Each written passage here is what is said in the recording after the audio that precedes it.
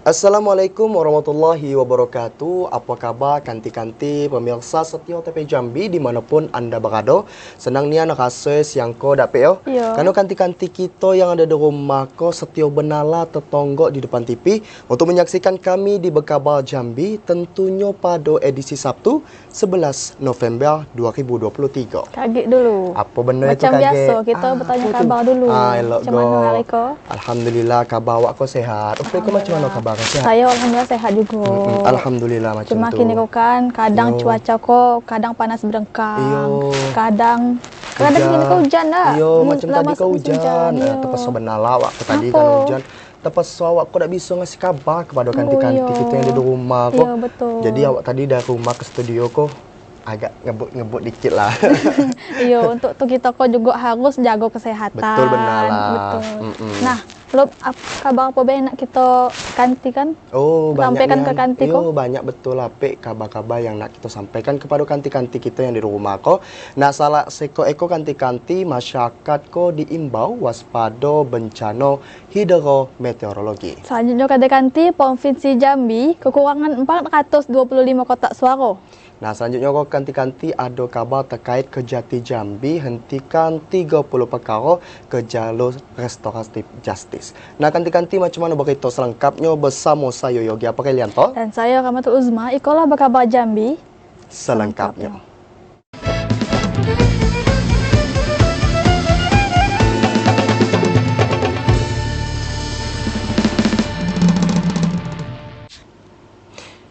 Nah, kanti-kanti mengawali berita kita yang pertama, BMKG Stasiun Klimatologi Jambi memprediksi bahawa peralihan musim kemarau ke musim penghujan ko terjadi pada desarian pertama November tahun 2023.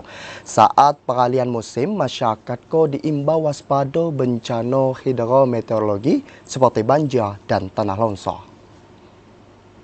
Senior Forecaster BMKG Stasiun Klimatologi Jambi Arif Ma'rufi mengatakan, peralihan musim kemarau ke musim hujan diprediksi terjadi pada desarian pertama November 2023. Peralihan musim yang disertai hujan dengan intensitas kencang dan lebat di atas 50 mm per desarian, serta angin kencang akan terjadi di sejumlah kecamatan dalam wilayah Kabupaten Muaro Jambi. Saat peralihan musim, masyarakat diimbau waspada bencana hidrometeorologi seperti banjir dan longsor.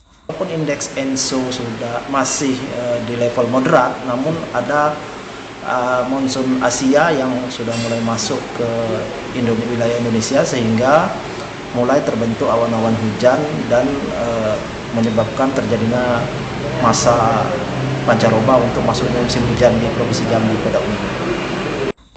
Potensi terjadinya cuaca ekstrim menyeluruh di 11 kecamatan di Kabupaten Muaro Jambi.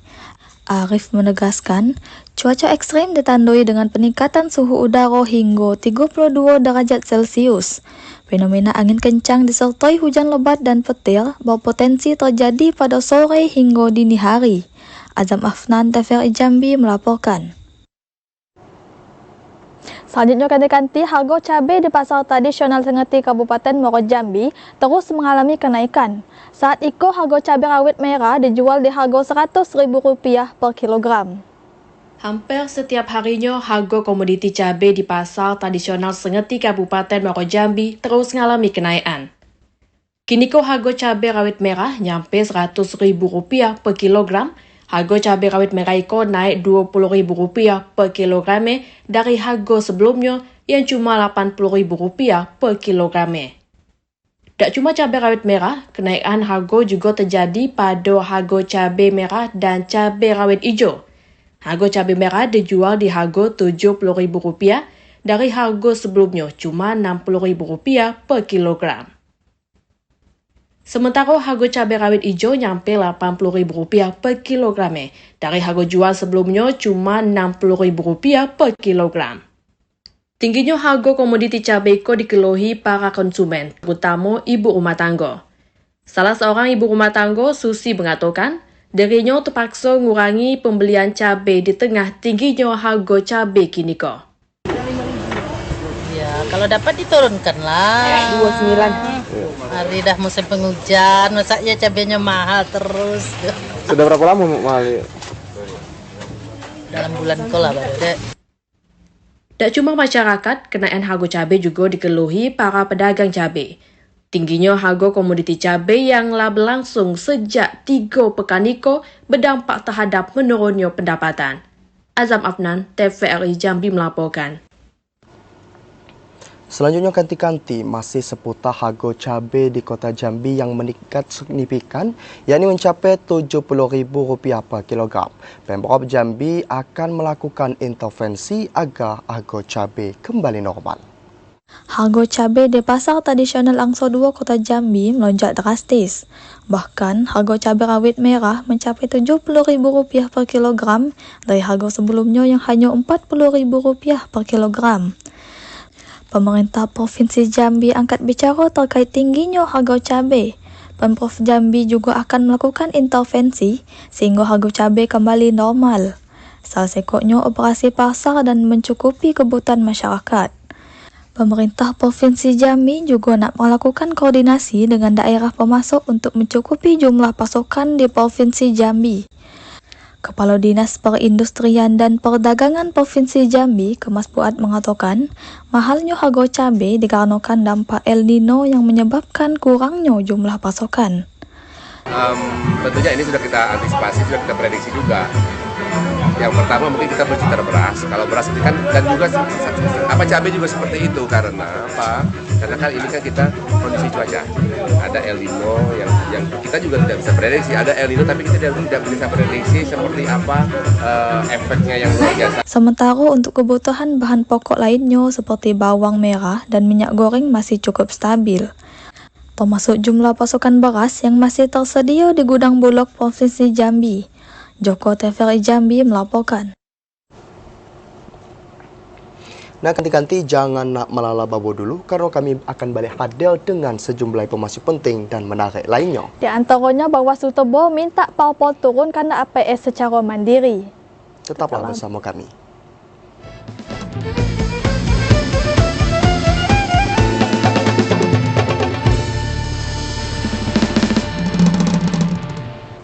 Terima kasih kanti-kanti karena ulah setia tetonggok depan TV. Tentunya untuk menayangkan kabar Jambi, selanjutnya kanti-kanti Bawaslu Provinsi Jambi minta partai politik segera menurunkan alat peragu kampanye APK.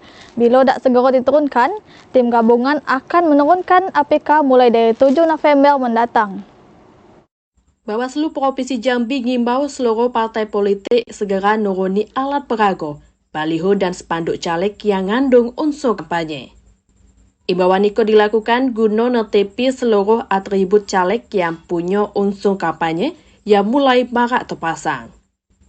Anggota Bawaslu Provinsi Jambi, Ari Juniarman mengatakan, pihaknya lah ngasih sosialisasi kepada seluruh partai politik supaya segera nuruni atribut baliho ajian kampanye sebelum 7 November lagi.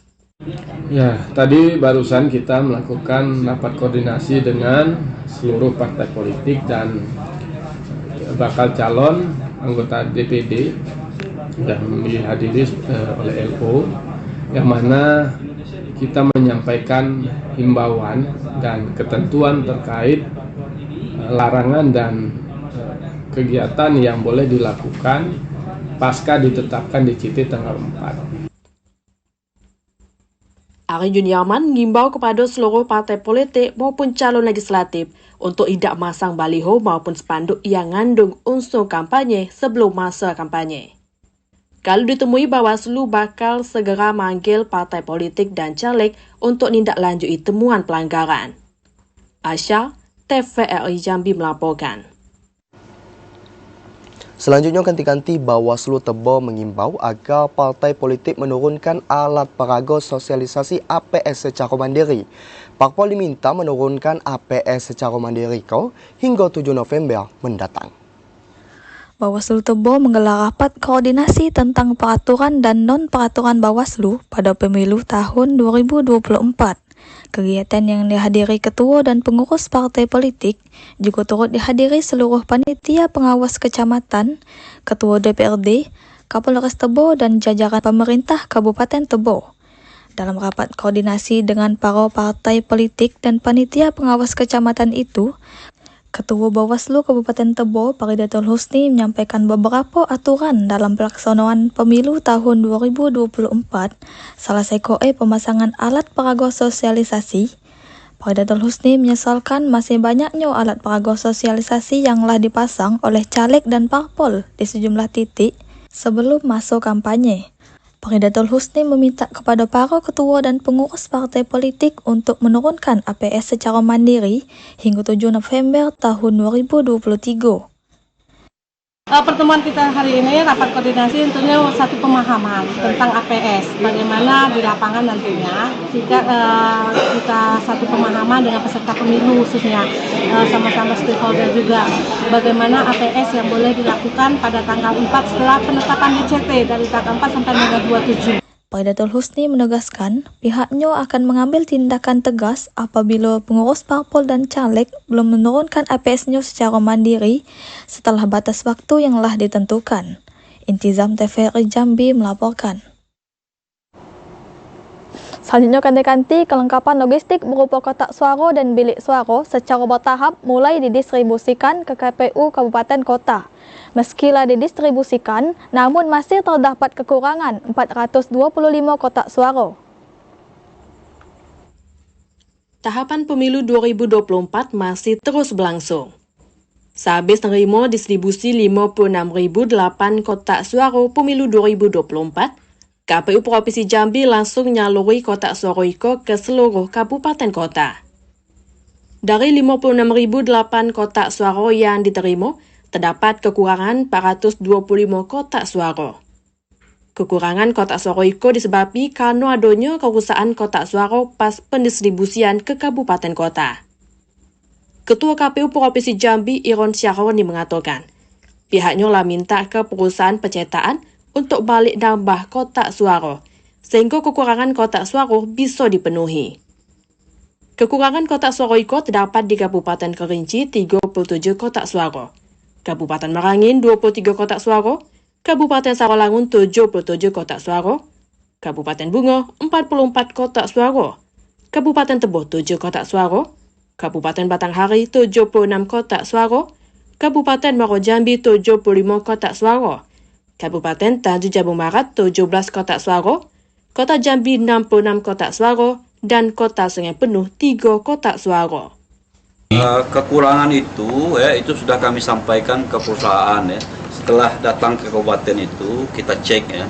Nah, kita lakukan pengecekan sortir terhadap yang susah atau yang kurang ya. Nah, itu kita koordinasi ke perusahaan masing-masing untuk dilengkapi lagi ya. Iron Syahroni berharap kekurangan kotak suara itu bisa segera dikirim balik oleh pihak pencetakan, sehingga tahapan pemilu serentak tahun 2024 bisa berlangsung lancar. Joko, TVRI Jambi melaporkan. Selanjutnya kanti-kanti 77 kotak suara yang diterima KPU Sarolangun untuk pemilu 14 Februari 2024 rusak. Kerusakan kotak suara itulah dilaporkan ke KPU Provinsi Jambi sebagai laporan. Ketua KPU Sarolangun Ahmad Mujadid mengatakan penyortiran dilakukan untuk memastikan seluruh logistik yang diterima dalam kondisi baik dan layak. Dari hasil sortir, ditemukan adanya kerusakan akibat proses pengiriman dari perusahaan. Dari hasil sortir yang dilakukan, petugas menemukan 77 lembar kotak suara dalam kondisi rusak, seperti mika berlobang dan koyak. Ahmad Mujadid menambahkan, pihaknya telah melaporkan temuan kerusakan kotak suara itu ke KPU Provinsi Jambi sebagai laporan. Tiga logistik yang kita terima segel sesuai dengan yang kita terima, bilik suara juga. Nah, kalau kotak suara ini yang rusak 77, cuman tidak rusak parah, kayak ada bolong kecil atau mikanya yang enggak sesuai.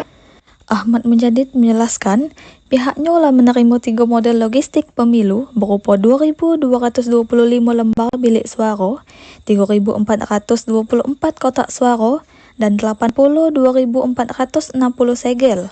Edi Kusnadi, TVRI Jambi melaporkan.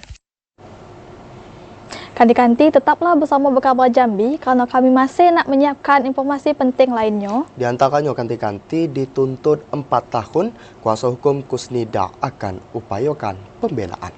Tetaplah bersama kami.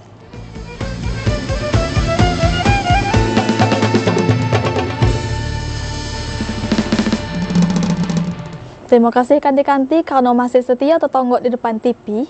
Nah, selanjutnya kanti-kanti, kuasa hukum Kusninda akan mengupayakan pembelaan agar masa hukuman kliennya berkurang saat pembacaan vonis. Upaya pembelaan Iko dilakukan karena terdakwa Kusninda lah kooperatif selama proses persidangan hingga mengakui kesalahannya. Sehabis penuntutan hukuman 4 tahun kurungan penjara terhadap terdakwa Kusninda, kuasa hukum Kusninda Edi Syams mengatakan bakal mengupayakan pembelaan untuk mengurangi masa hukuman kliennya di proses persidangan. Upaya pembelaan Iko dilakukan karena terdakwa Kusninda lah kooperatif selama proses persidangan hingga mengakui kesalahannya. Edi Syams berharap majelis hakim supaya lebih bijak dengan tidak masuki pasal 12 terkait penerima gratifikasi kepada terdakwa. Untuk terdakwa Kusnindar, dalam tuntutan dakwaan yang kami buktikan, dakwaan pertama pasal 12 huruf A Undang-Undang Nomor 31 Tahun 99 tentang Tipikor, junto pasal 55 ayat 1 ke 1 KUH pidana, junto pasal 65 ayat 1 KUH pidana. Untuk lamanya pidana badan, dalam terdakwa Kusnindar kami tuntut pidana badannya pidana penjara selama 4 tahun. Sebelumnya, terdakwa mantan anggota DPRD Provinsi Jambi Kusninda dituntut jaksa KPK dengan hukuman 4 tahun kurungan penjara. Dalam tuntutan Iko, jaksa KPK nyatakan terdakwa Kusninda terbukti bersalah dengan turut serta terlibat dalam kasus suap pengesahan RAPBD Provinsi Jambi tahun 2017. Selain jatuhi tuntutan 4 tahun kurungan penjara, terdakwa juga dapat hukuman tambahan dengan bayar duit pengganti 600 juta rupiah. Asya, TVRI Jambi melaporkan. Selanjutnya kanti-kanti Kejati Jambi dan Kejari Jajaran berhasil menyelesaikan 30 perkara ke jalur restoratif justice. Perkara itu diselanggarkan setelah korban dan pelaku sepakat menempuh jalur damai. Kejaksaan Tinggi Jambi dan Kejari Jajaran telah berhasil menyelesaikan sejumlah perkara ke jalur penyelesaian hukum dengan cara kesepakatan bersama atau restoratif justice. Restoratif justice Iko dilakukan setelah adanya kesepakatan bersama antara korban dan pelaku melalui jalur damai. Kasih Penkum Kejati Jambi, Leksi Fatarani mengatakan dalam kurun waktu 11 bulan terakhir, Kejati Jambi dan Kejari Jajaran berhasil menyelesaikan 30 perkara ke jalur restoratif justice. Penyelesaian perkara itu sesuai dengan Peraturan Jaksa Agung Nomor 15 Tahun 2020 tentang penghentian penuntutan berdasarkan keadilan restoratif. Untuk saat ini, berarti Kejaksaan Tinggi Jambi sudah melakukan penghentian RJ 30 perkara. Provinsi Jambi. Selain kerugian di bawah 2,5 juta rupiah, ada beberapa persyaratan lainnya agar suatu perkara ke jalur restoratif justice, di antaranya tindak pidana yang baru pertama kali dilakukan, adanya kesepakatan antara pelaku dan korban, tindak pidana hanya diancam dengan pidana denda atau diancam dengan pidana penjara tak lebih dari 5 tahun. Tersangka mengembalikan barang yang diperoleh dari tindak pidana kepada korban, dan tersangka mengganti kerugian korban. Ashar TVRI Jambi melaporkan. Selanjutnya kanti-kanti, petugas kesehatan dari Puskesmas Kecamatan Hamparan, Rawang, Kota Sungai Penuh melakukan fogging di Desa Larik, Kecamatan Fogging dilakukan untuk memberantas perkembangan nyamuk yang dapat menyebabkan penyakit DBD. Petugas kesehatan dari Puskesmas Kecamatan Hamparan Rawang, Kota Sungai Penuh melakukan fogging atau pengasapan di Desa Lahik Amahan, Kecamatan Hamparan Rawang, Kota Sungai Penuh. Fogging bertujuan untuk membasmi nyamuk pembawa penyakit demam berdarah atau DBD. Beberapa seloan maupun rumah warga dilakukan pengasapan oleh petugas supaya nyamuk yang bersarang di tempat yang lembab dan di tempat genangan air bisa mati. Kepala Puskesmas Hamparan Rawang, Romi Wijaya mengatakan, Dalam 10 bulan terakhir, terdapat 10 kasus DBD di wilayah Kejo Puskesmas Hamparan Rawang. Melalui Fogingiko, perkembangan nyamuk Aedes aegypti bisa dibasmi. Untuk kasus DBD yang ada di wilayah kerja Puskesmas Rawang yang mencakup ada 10 desa, itu kalau dari Januari sampai dengan kondisi terakhir, itu kita ada sekitar 9 kasus. Romi juga ngajak masyarakat untuk nerapi pola hidup bersih dan sehat, serta nutup rapat-rapat tempat penampungan air, supaya perkembangan nyamuk yang bawa penyakit DBD bisa diatasi. Ilwan, TVRI Jambi melaporkan. Demikianlah kabar Jambi hari ko. Terima kasih atas perhatian dan kebersamaannya. Saya Rahmatul Uzma. Dan saya Yogi Apakilianto bersama kabar kerja yang bertugas pada hari ko pamit undur diri. Wassalamualaikum warahmatullahi wabarakatuh dan sampai jumpa.